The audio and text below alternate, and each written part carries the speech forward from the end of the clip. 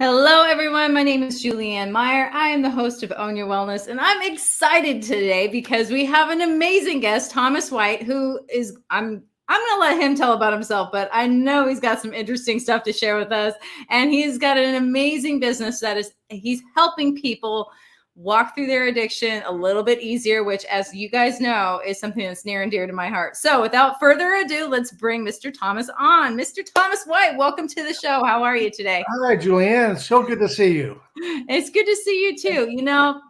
As I mentioned, we're going to get into what you do, but I would love for you to share a bit about yourself and your own wellness journey. Yeah. And let me thank you for having me. It's such a delight to be with you. Thank you. Well, I'll start professionally speaking. I have been a marketing guy for 20 plus years. I've been the chief marketing officer for 5 major universities. So I spent most of my career there. Prior to that, I had been the press secretary at the Peace Corps. And prior to being the press secretary, I'd been a Peace Corps volunteer in Botswana in Southern Africa. Wow. So, and prior to that, so beginning my career, and this is, you'll note the irony here, is I started with the Seagram Wine Company. I was in marketing for the Seagram Wine Company, and I worked there, had a very successful time with them. But that's when my addictions, I was kind of the fox in the hen house kind of thing there, because I had a big expense account for both food and to eat at nice restaurants and so forth, as well as for wine. And I sold very nice wine, so French, German, Spanish, Italian, some of the best California wines and so forth. So, and now I'm 13 years in recovery, and I will say the thing that I miss the most, is red wine. That's something I really developed a taste for. And so that's probably what I miss the most. But having said that, I don't think of it too often at this point. Then on a personal level, I was successful. I was successful. I always did well in my career. I was very professional. A term often attributed to me was I was very buttoned up. So, but people had no idea. I was like the duck with my legs paddling underneath the water where they couldn't be seen. So I was getting worse. My addiction, as you understand, it progresses, right? So it gets worse through the years. And my addiction was getting worse, but it certainly was helped out in a big way by being in the wine industry. And because I worked for Seagrams, I was surrounded not only by wine, but by liquors and liqueurs and things of that sort. So I wasn't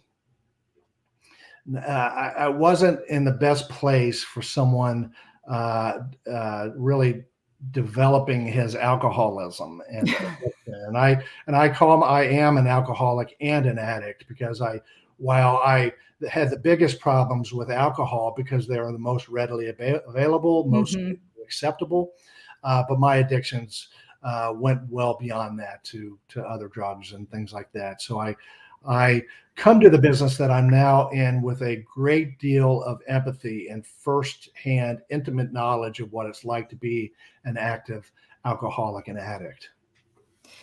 I'm really glad that you shared that, because a lot of people have shame. I mean, they don't call it Alcoholics Anonymous for nothing, but at the same time, if you can't normalize, like, it's okay, I came through this and I'm all right, I'm on the other side, you can too. Yeah, that's right. It keeps it more of a secret. And I think, we're as sick as our secrets. So that's right. Yeah, I just thank you for sharing. I really appreciate that. In these days, a lot of people who are suffering from addiction and alcoholism, they're taking their light from underneath that bushel basket, and people are much more open about it, and much more. There are many more resources than when I got sober, and really, what I'm thinking about there is just programs like yours.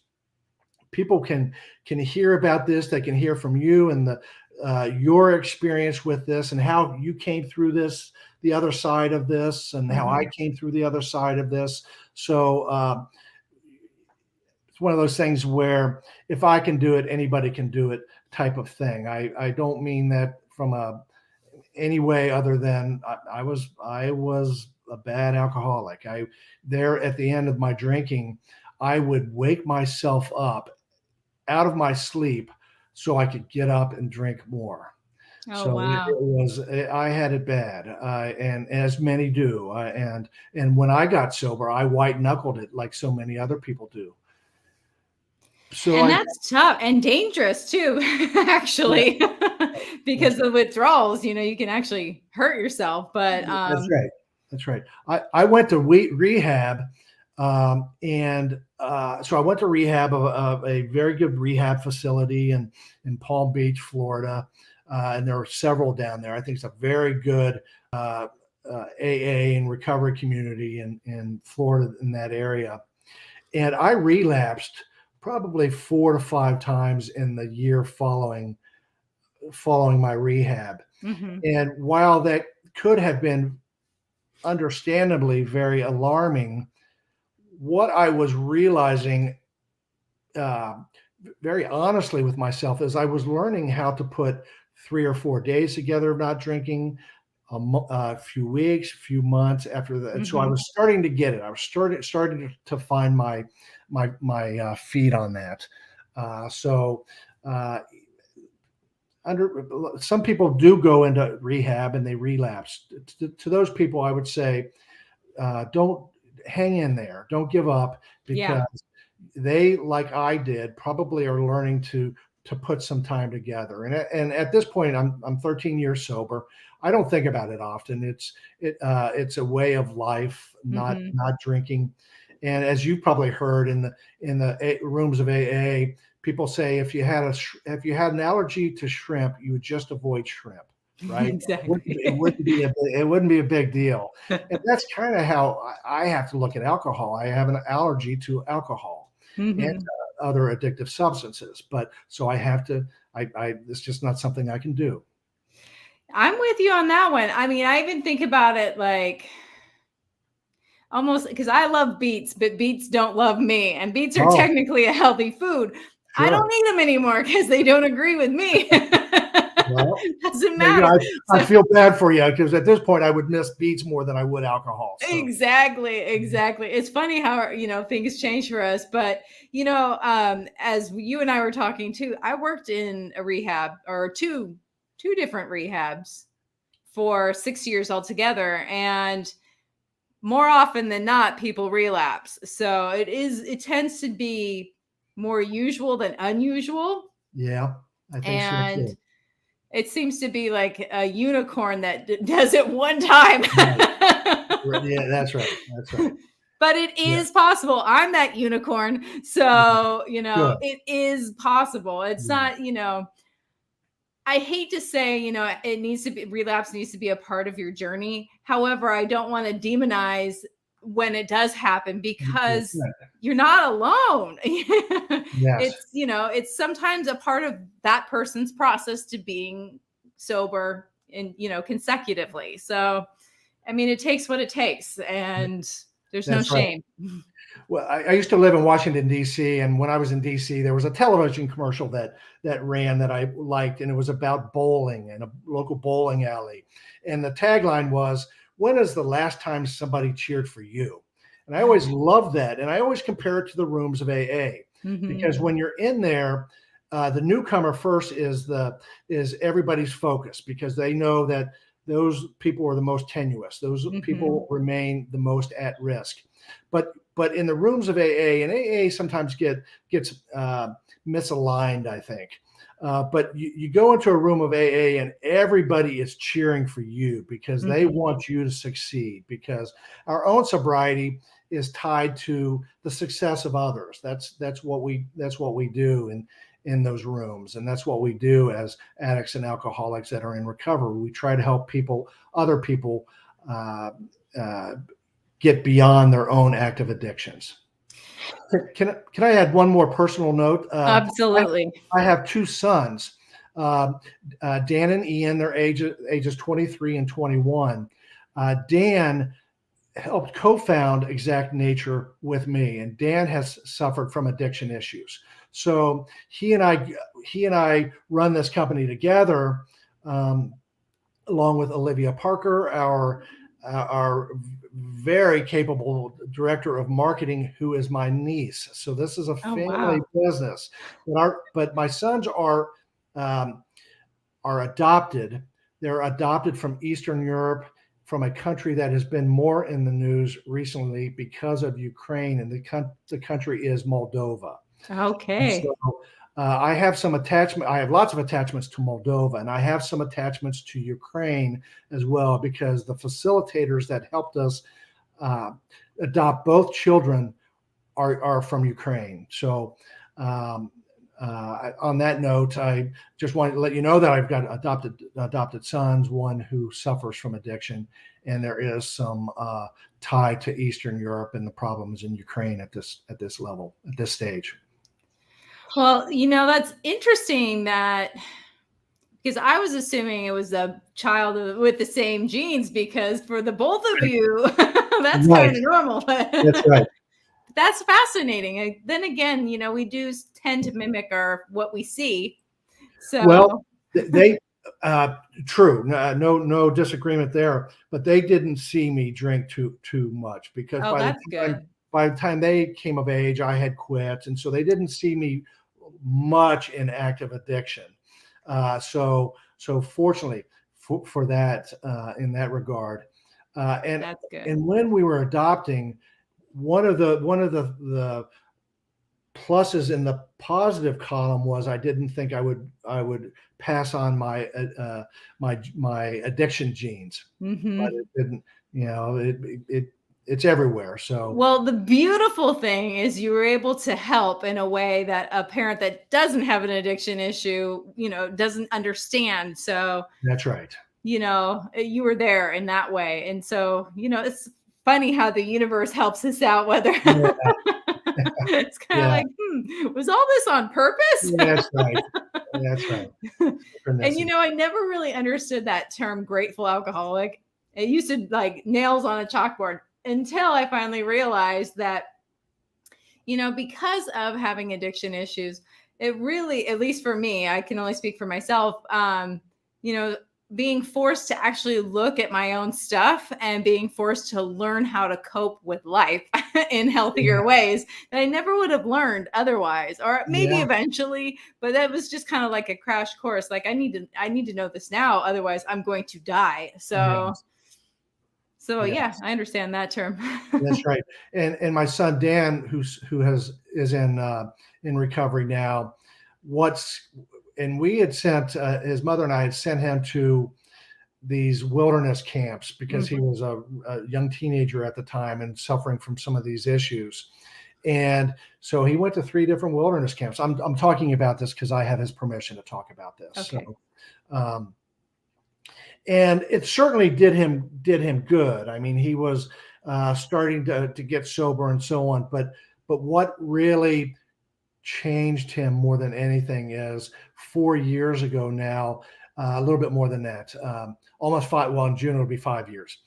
He lost his best friend in the world to an opioid overdose. Hmm. So that really scared him, and understandably. And boy, alcoholism kills you over time. Opioids can kill you overnight.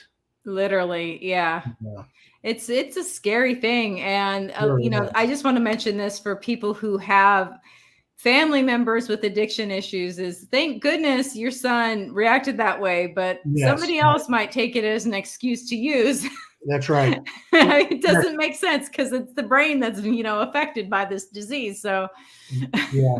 And I got an email last week from a customer, a good customer who likes our products and takes them for addictive addiction related issues and so on. She was telling about her son who is heavily into an opioid addiction. mm, So I put her son in contact with my son, and that's a private conversation. I didn't go there, but um, I know that her son appreciated hearing from my son, who as I say, lost his best friend to an opioid overdose, and he's lost others too in his circle. But that was the one that really, his buddy Connor, he lost Connor to an opioid addiction, and I don't know if it's addiction. It was an overdose. So it was heartbreaking. It is heartbreaking, and that's part of the reason why I got sober, is because my brother died. So, from alcoholism.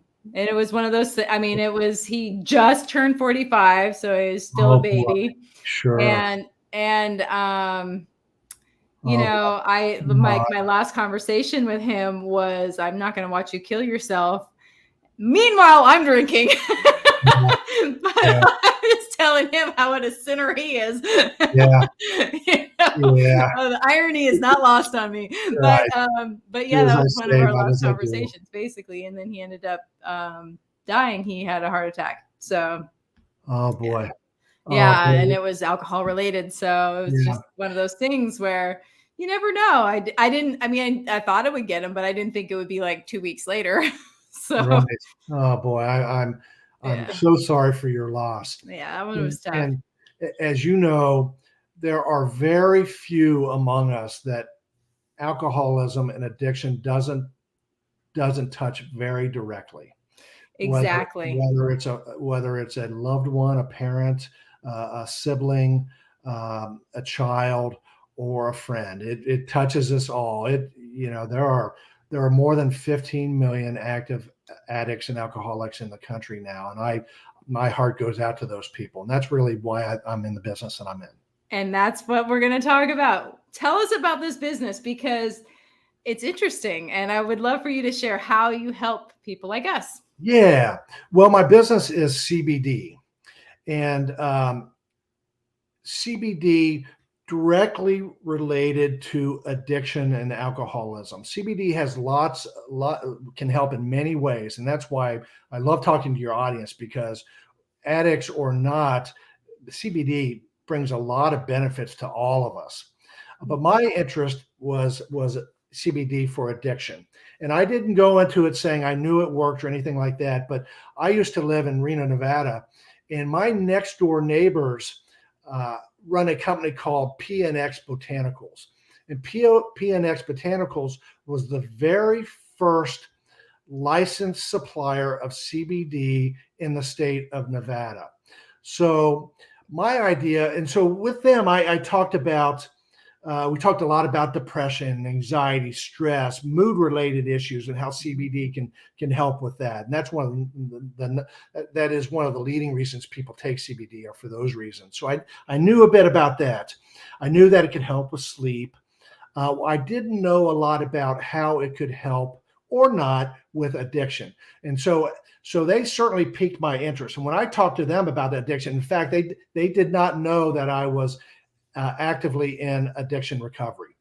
And so my questions came from a very personal place, but they didn't answer them thinking that they were giving me answers I wanted to hear. So they lit up and said, "Oh, we have these friends, and let me tell you about this friend and that friend, and how the CBD had helped with addiction with their friends." And so that really piqued my interest. And from that, then I did months of research. I mean, I left my marketing career and really decided to focus on this.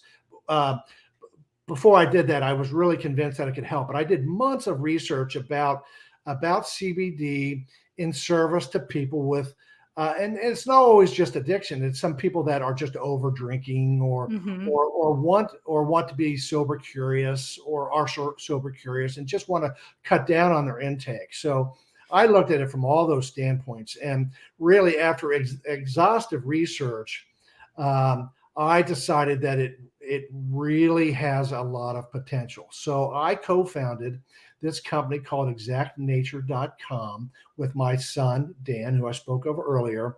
And our focus is people with addiction issues. So how can we help them as they're in recovery? So first thing we can do is we can maybe provide a product that can help curb addictive cravings. Well, we've got a product that does that. It's called Detox. Then once they're out of active addiction, they might face problems as I did with my issue was depression. When my active addiction moved out, depression moved in. And so CBD can help that. And then some sleep issues, right? So CBD can help with that. But what we did is we didn't take just CBD. We took this very premium CBD, really, really top shelf, pun intended, top shelf CBD, and surrounded it with ingredients that have long been used for these particular issues to curb cravings. Kudzu root, for instance, has been used by the Chinese for since 600 AD to help curb addictive cravings. So each of our products takes this really good CBD and surrounds it with other all natural ingredients that have helped with these issues of curbing addictive cravings, of mood and stress and depression, anxiety, and then better sleep. So that's where our focus. We don't have 100 products. Our focus is really these things and trying to reach people with these addiction issues, because I am more convinced than ever that it can play an important role in somebody getting sober. Nobody should take CBD thinking that this will get them sober. It doesn't. That's not it. No. But they should take it and can take it, and I think are to their great benefit if they take it to help with these other issues, as long as it's part of a broad-based plan to get sober. So going to maybe therapy, or going to AA or NA meetings, or meetings of that sort, as well as podcasts and programming like yours that can tell people more about these things, the challenges of addictions and things like that. So a broad base is very good, but I think that this can be an important tool in a toolbox.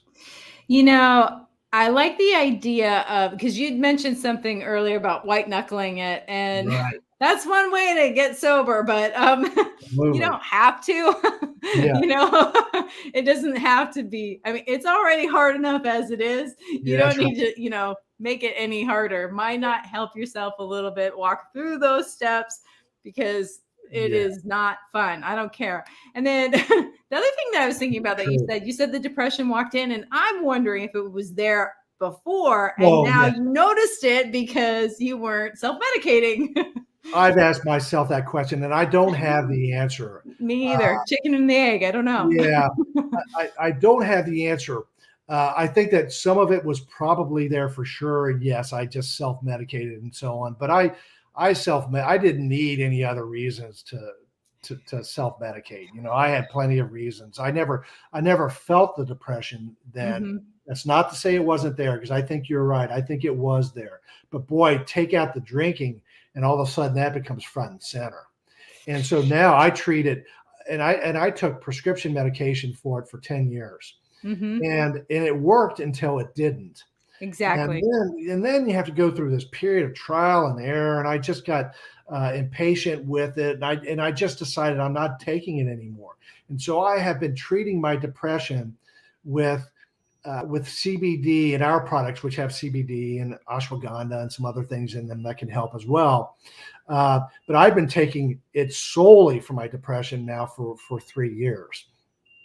And it works every bit as well as the prescription medications did, which is to say, not perfectly every day. If I have days of very high stress or something in particular is on my mind, it's not going to just wipe it away. It's not going to dampen it. I'm not going to be, cathartic. But it helps me manage it to the level that I don't take any prescription medication these days. The only thing I take with regularity besides CBD, which I take a lot of every day, is some allergy medication. Ah, yes. Well, the thing too that I like about what you are presenting to the public is something that's more natural, because when you do and I am not putting down depressants or anything like that. Sure. I've used them myself. Sure. If you need them, you need them. No shame, nothing. But No, there there shouldn't was other things that happened to me that threw me off when I was taking them. And then for a while there, I couldn't even be upset. I was just like, what's wrong with me? Yeah. And that was creepy. Yes, right. That's right. You've been through so much that is relatable to what we're about at Exact Nature. So I really appreciate your your insight into this. Oh, thank you. Yeah. No, I mean, this is near and dear to my heart, and I Yeah. am all for helping people walk through the things that are difficult with as much ease and grace as possible. Yes, right. Because it's not easy. And, I don't want people to feel like this because, and there's this thing in the addiction world where you're not supposed to, you're not supposed to take antidepressants. I mean, in AA, at least in California, there's a huge thing they have. And this is just my little baby rant. Like, you shouldn't be taking antidepressants or, using CBD because it's mind altering. Meanwhile, they're drinking their coffee and smoking their cigarettes. Yeah, right. But CBD is not it's non-intoxicating. It's not Exactly. mind altering in any sense. It's all natural. The short version of how it works is it just puts your body kind of back in equilibrium. Oh, So I love that. it's a very natural way to feel better. I love that. And you did mention that it doesn't have the what chemical inside? Yeah, THC. Exactly. Yes. And so for people who are trying to step away from their addictions, it Yes. doesn't have that. So That's right. And I'm not by law CBD cannot contain more than 0.3% THC. So if you get high quality CBD, it will never have more than 0.3%. So never does it have enough THC in it that would be intoxicating. So so I'm not against THC in it. But it's not right for my customer base. So, and just a quick primer on CBD. There's something called full spectrum CBD, which is the CBD and THC and all the cannabinoids. There's 113 of them. That's full spectrum. It has everything in them. I think full spectrum can be very helpful. On the other end of the spectrum is something called CBD Isolates, and that means it only has CBD. I am not a proponent, a fan of CBD isolate because let me finish. We are broad spectrum, so the only thing that the only thing that we do not have that full spectrum has is the THC, and I'm not for CBD isolate because all the cannabinoids and things called terpenes and flavonoids that give it flavor and a smell and things like that, they can be very helpful with the body. They create something called the Entourage Effect. And the Entourage Effect is when cannabinoids and flavonoids and terpenes react in very synergistic ways with your body. So that's what I want. I want those things in there because all of that can be very helpful to your overall health.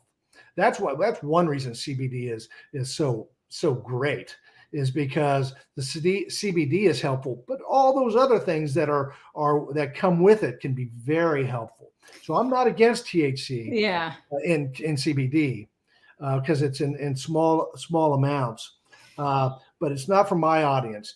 And even a small amount of THC at times can speed people up, and that's I don't want that either. So I don't want it to have that kind of effect. What I say is I drink coffee. I drink coffee every day, but I don't drink. So I drink my little mug full every day, and that's pretty much it. But occasionally when I drink coffee, boy, does it always tastes good, but boy, does it make you feel good sometimes. It just gives you a certain level of energy, and it just helps you think better and so on. Well, that's how CBD can make you feel. It kind of just gives you a little more energy. It makes you feel better. It helps you focus. It just, at its best, CBD is all of those positive things. And as I say, I liken it to those cups of coffee that you have from time to time that really just just really hit the spot. I like that. On that note, we are going to go to commercial break. So we'll be back in just a moment. Okay. For those of you who are watching us live, hello, welcome, and thank you for being here. And as I mentioned, we do need to go to a commercial. So we'll be right back after these messages.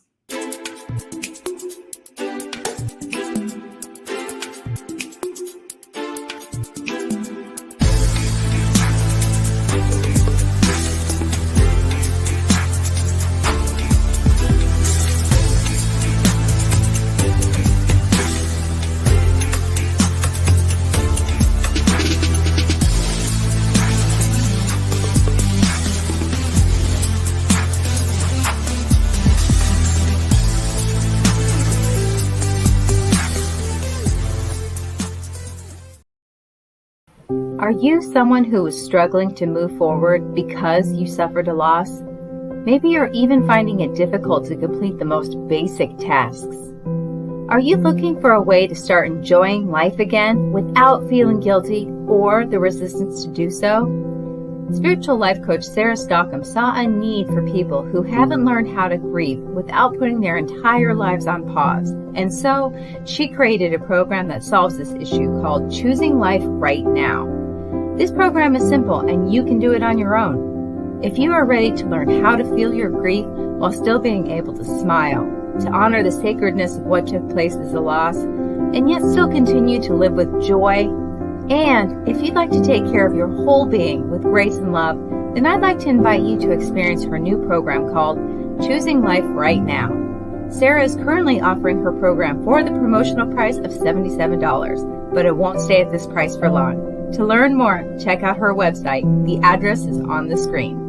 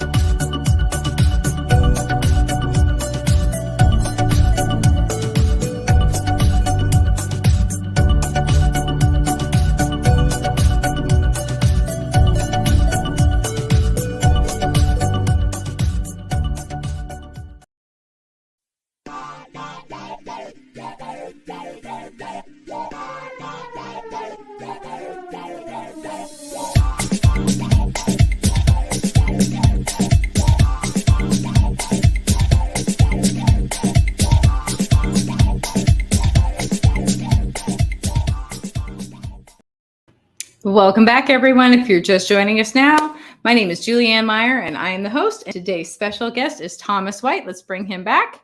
Hello, welcome. Hello. So before we went to commercial break, we were talking about your company. Hold on one second. I am copying a code right now. So what kind of products do you have? All of our products are CBD-based. And all of them take this very high quality CBD and surround it with other natural ingredients that help with the issues faced by people in addiction recovery. So the first thing you have to do when you go into recovery is abstain, right? Is to curb those cravings. So we have a product called Detox. All of our products come in capsules and oils and drink powders. So that's the first thing. And so these products have some amino acids in them. They have kudzu. They have, on our website, you can find out all the ingredients that are in there, but they all have a history with helping, in some cases for hundreds of years, of helping curb addictive cravings. So that's the Detox product. Once the active addiction gets under control, then you might suffer from some of the things that I suffered from in recovery, which is depression or stress-related issues, mood, those kinds of things. So we offer a product called Serenity. And Serenity, same kind of thing. We have taken a number of products, ashwagandha and several others that have long been used to help with depression and anxiety, mood more generally. So each of these are proprietary formulas. I talked about our supplier before, and one reason I wanted to go with the suppliers because they were my next door neighbor, somebody I could really trust, but somebody that I could trust to help me come up with the right formulas for these products. And so we talked with formulators. I talked with a number of people about these issues. So, but they were a great help, and I knew I could really trust them to find the right ingredients, put those right ingredients in these products. So the third product that we have, or what the number 3, is called Z's, and that's as it sounds. It's for help sleeping. And so we have a capsule, we have an oil, and then we have a capsule oil, we have a drink powder. In this case, the capsules work a little bit differently than the oils do. In the case of the capsule, I take the capsule every night about an hour before I go to bed, and by the time that hour comes, I'm definitely ready to close my eyes and go to sleep. So it helps me get to sleep, helps me stay asleep, and then in the morning I wake up and I feel refreshed. I don't feel groggy. I don't feel like I have to knock the cobwebs out or anything of that sort. So that's how the capsules work, and we have chamomile and melatonin are in the capsules, and things that are kind of sleep aid. CBD in and of itself is not a sleep aid. What it does, it relaxes your mind and prepares you to sleep better. That's how that. But along with the melatonin and chamomile and matcha tea and things like that, the capsules help you prepare to sleep and so on. The oil works a little bit different. CBD can help you sleep because it relaxes you and so on. But one of those cannabinoids in CBD is called CBN, cannabinol, and it does have sedative effects. And so the oil has a little bit. We've cut down a little bit on the CBD and bumped the amount of CBN in the oil. So it's a little more of a sedative type product, but again, works largely the same way. It's all natural. So there's nothing unnatural about this. All comes from, it's all natural, all comes from the cannabis plant and the hemp plant. And so that's the product. And then we sell a Boost coffee additive, and that's just it's tasteless. You add it to coffee or a hot drink, and then you just enjoy it with your coffee or a hot drink in the morning or at any point in the day. I brought up cannabis. Let me just mention. So cannabis is the plant, and that plant has 2 cousins. One cousin is marijuana. That's not what we're talking about. Some CBD is derived from marijuana, but not much, and for good reason, because marijuana is high in THC, very low in CBD. So the vast majority of CBD on the market is derived from hemp. And hemp is different. That's that other cousin of a cannabis plant. And so hemp is just the opposite of marijuana in the sense that hemp is very high in CBD, very low naturally in THC. So that's why we take our CBD from hemp. That's fascinating. I've never understood the difference until now. So they're different. They're both cannabis related. So gotcha. So, but one is intoxicating, marijuana. The other non-intoxicating is hemp, and that's where most CBD comes from. I love that. So I noticed something in the chat about a discount. Yes. So Own Your Wellness 20. What I'll do is I'll give a 20% discount to everybody that as they check out, you'll be prompted to give a discount code.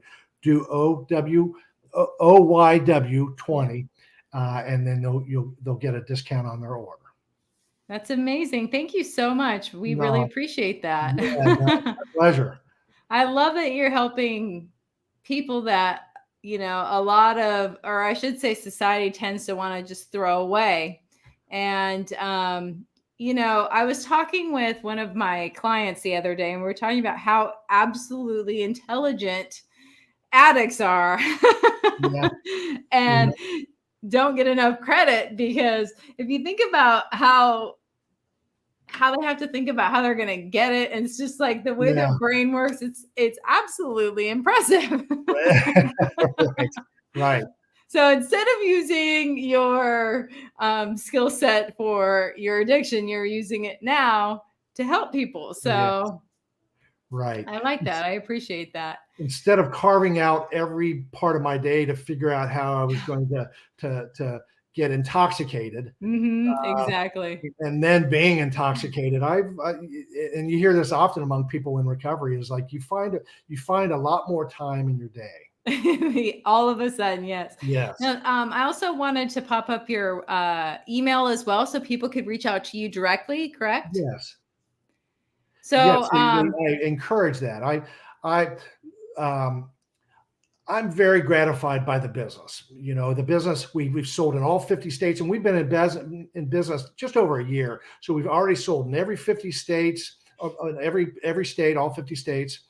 And so that's very gratifying. You know, I am so appreciative of that. But the most really gratifying aspect of this business is the conversations that I get into with customers week in, week out. I got an email earlier this week saying, I'm now 136 days in recovery. I just love that people will come to me as somebody that is a product vendor for them, and they'll share these kinds of personal triumphs with me. I mean, I love it. I love when people do that. So if people have questions about CBD, they can email me. I'll answer, and I'm very prompt. I will. I always try to respond within 24 hours, and I've never not met that. And usually I'll respond within a few hours. oh So wow, I encourage that. So if there are questions about CBD, questions about loved ones, you name it, anything in this alcoholism sphere, then I'm happy to help. No, Yeah. and I think that that's so important, and that's one of those benefits too about the recovery community is the willingness and the openness to try and help perfect strangers. And I've never seen that in any other group. Right. There, but for the grace of God go I, is the refrain many of us repeat to ourselves when we see somebody that's still addicted, still actively addicted in drinking and so forth. We all know that it's not far from where we may be now to where they are now. So there's no arrogance to be found among that I've never seen in the recovery community. Yeah. Helping hands. Yeah. I just remember I was newly sober and I didn't even have a year yet. And I did have a year because I was living with the boy. Okay, I waited my year. I didn't date anybody. None of that. I'm a rule follower. But anyway, he started using again. So I decided I needed to leave because I choose not to live my life that way. And so I needed to move out like that. His addiction was already bad and it wasn't a good place for me to be. And I ended up having like a couple of people that I just met literally in AA come and help me move. Like the next day they just called in like, hey, let's do this, and helped me move out. It was amazing. So yes, amazing, but probably not rare. No, it's really not. That's not an unusual story at all. Right. But I don't see any other groups doing that. So, there's a different way for everybody. And, there's the thing is too, and I want to touch on this, is that not all rehabs are created equal. Yeah. So you do want to, like, for me, the rehab that I went to, well, first of all, it turns out I don't have anything to compare it to except for the ones that I worked at. It turns out it was really bad. Like really bad. Oh, but, boy. oh my gosh. Well, they got indicted for all kinds of stuff, and including murder. So long story, but yeah. My point is that you can get sober wherever you are if you're ready. So Yes, you can that's use it right. as your excuse, or you can use it as your tool and take what you want and leave the rest behind. That's right. Well, mine was pretty good, but it didn't cure me, right? No, it never does. I relapsed afterwards, but Yeah. that's not their fault. That was No, and that's the thing too, that, speaking of recovery, it's a lot of people really do believe that once they go to rehab, then they're going to be cured. And you feel better when you leave, but that's just the beginning. That's not, I yeah, mean, that's not really the recovery. right, That's right. just building a foundation. You still need your walls, you still need your roof, you still Absolutely. Yeah. Yeah. One thing that in my recovery that I was very thankful for is at one point you talked about shame early on in the program, and I was feeling so I was afraid. I Mhm. was so ashamed, and I, but I was that fear is what I kept thinking. You mean I can never drink again? And that's what I think. That's probably what everybody thinks when they go into it. But at some point in my recovery, my thinking changed naturally from "you mean I can never drink again" to "you mean I never have to drink again." So it Yeah. became something that was comforting to me, and I didn't set out to have that change in mindset or anything of that sort. It happened naturally, but it did happen, and that's where I'm at today. I never have to drink again. We sometimes we play these games like if they had a pill and I could take a pill and it means I would never be an alcoholic again, would I take that pill?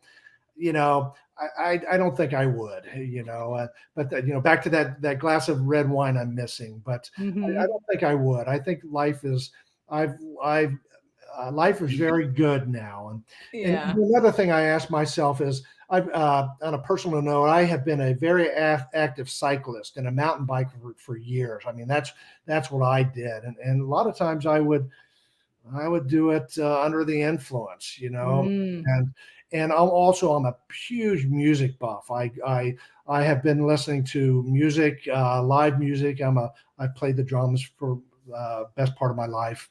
All of these things, so music and mountain biking and things. I was afraid that I would not be able to enjoy them once I got sober, like I did once I was under the influence. Mhm. I have found that to be not the case in any way. I enjoy cycling as much as I ever have, without question.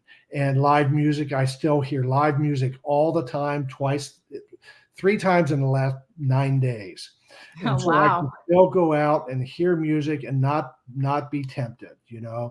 Occasionally, I will have a non-alcoholic drink, like a non-alcoholic beer, and that's Mhm. not frowned upon in AA, and I can understand it. And I don't do it often, but the other night I had a non-alcoholic beer, and it took me the course of an hour and a half show to drink it.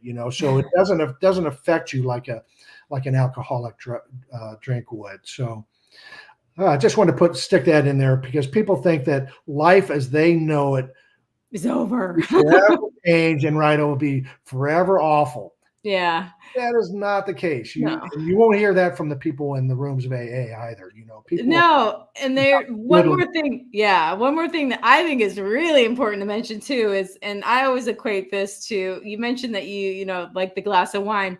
I loved playing Barbies when I was little, and I still miss playing Barbies. But if I were to play Barbies again now, it wouldn't be the same. I definitely wouldn't really enjoy it. And I know that. And that's kind of how I feel about alcohol and like drugs, because my tastes have changed. I've grown out of it. It's kind of like right. I don't want the same things as I used to. And those things that I was so afraid of missing, I don't even want anymore.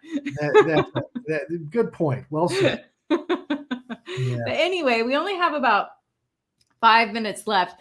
Okay. Is there anything that you would love to share with the audience that maybe you haven't shared, or a point that you'd love to reiterate, or something you want to mention? Yes. It is my opinion that in 10 to 15 years from now, CBD will be as common as aspirin. And what I say is, what I would like to tell your audience is CBD is really a good thing.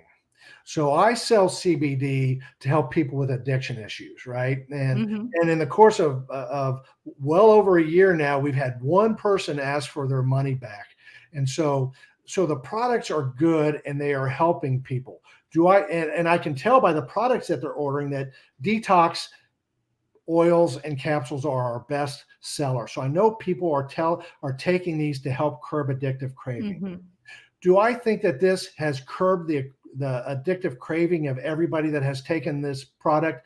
I don't think that, nor do I suggest that.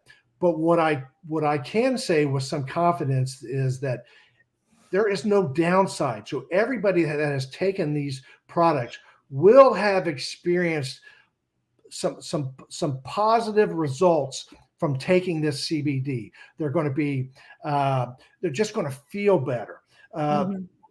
CBD works through something called the endocannabinoid system, so it just puts your body back in balance. So that I don't think that everybody that takes Exact Nature CBD is cured of their alcoholism. Not at all. But I will say that I think that everybody that has taken these products has benefited physiologically in some way. So that's what I would say to your audience is, first of all, but buy CBD from a reputable dealer. So all CBD, well, I start to say all CBD is not created equal. In fact, CBD is created equal, but all CBD suppliers are not. So sometimes, if you're buying online, look for something like on all of our products, we provide something called a certificate of analysis. All of our products are third-party tested. You can see exactly what's in them, and that matches that label, and so forth. So I encourage your audience to try CBD, even if they're not suffering depression or some of these things, because it's a wellness drug. It's just going to make you feel better. So that's I'm very gratified by our products because I know that they're helping people with addiction issues and people that just want to cut down on their drinking and drugging and things like that. But I also know that by taking these products, they are going to benefit in significant ways from taking these products. So that's the point that I would really want to drive home to your audience is CBD is a good thing. Don't worry. It's not like smoking marijuana. It's not like taking drugs. It's all natural. We need to get rid of those myths that surround CBD because they're not helpful. They're not accurate. They're not helpful. Having said that, on rare occasions, CBD might interact with some prescription medications that somebody's taking, so they ought to check that out. Blood thinners is one thing that you have to be careful with when you take CBD, but it's non-intoxicating. It's not addictive. It doesn't interact in big ways with any medications for the most part. But having said that, check Still double check. Pardon me? Still double check. yeah, absolutely. But it's a really good thing. CBD is a good thing, and it's not a fad. It's not going to be. It will be around for a long time. It is not a fad. Well, hemp's been around forever, so that's right. And in the case of CBD, you can also see where the usage of it and the positive results that people have experienced by using CBD far outpaces the research. So the research is trying to catch up, and the research supports these positive effects that CBD is having. But the reason that the Food and Drug Administration has looked the other way with CBD is because no harm can be done, and people are experiencing really positive results from it. So they're willing to not clamp down unless there are some egregious health claims being made by some suppliers. I don't do that. That's not what I want. What I want people to do is I want people to take CBD, and I want them to take it consistently over time, because that's when it really helps you, is when, because for me, for instance, every day I take Boost in the morning. So with my coffee, I take Serenity throughout the day. We are just about out of time, so we got to wrap it up. I'm really sorry. So more is better. Yes, but no, and I appreciate you so much for being on the show today, Thomas. It has been an absolute pleasure, and hopefully you'll be back again soon.